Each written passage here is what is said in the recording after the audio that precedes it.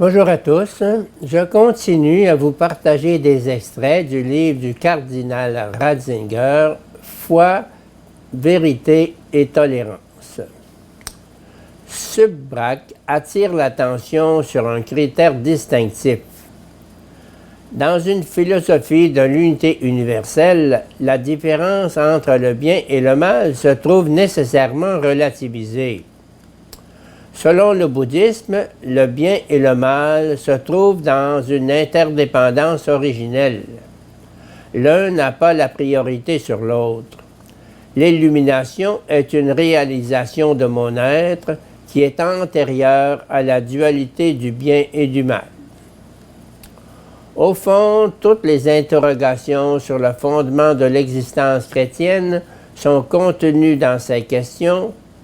Pourquoi la foi? Y a-t-il une vérité pour l'homme, une vérité qui, en tant que telle, soit accessible à tous et appartienne à tous?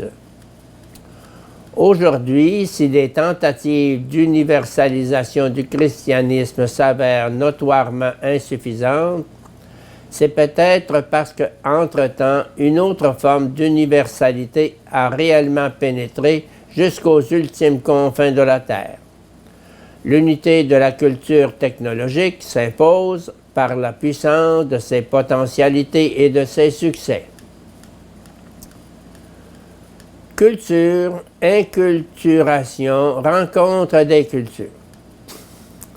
Il faut tout d'abord souligner que l'Europe moderne a développé un concept de culture distinct de la religion, voire lui étant opposé. Dans toutes les cultures historiques connues, la religion est un élément essentiel. Elle en est même le cœur. Elle détermine la structure des valeurs et l'organisation intérieure des cultures. Si on enlève à une culture la religion qui lui est propre et qui la fait naître, on lui vole son cœur. L'inculturation a pour condition l'universalité potentielle de toute culture.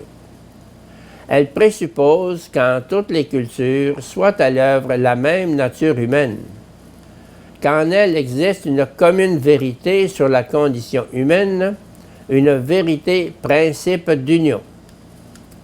Le projet de l'inculturation n'a de sens que si, en vertu de l'orientation commune vers la vérité de l'homme, il n'est pas fait tort à une culture quand une nouvelle force culturelle l'invite à s'ouvrir et à se développer. Ce qui, dans une culture, exclut cette ouverture et cet échange, témoigne de son insuffisance, puisque l'exclusion de l'autre est contraire à la nature de l'homme. La grandeur d'une culture se révèle dans son ouverture, dans sa capacité à donner et à recevoir, dans la force qu'elle a de se développer, de se laisser purifier et de correspondre ainsi davantage à la vérité, à l'homme. La culture est la forme communautaire qui se développe dans l'histoire, de l'expression des connaissances et des jugements de valeur qui marquent profondément la vie d'une communauté. Tout d'abord, la culture est liée à la connaissance et au jugement de valeur. Elle est une tentative pour comprendre le monde et l'existence de l'homme en son sein.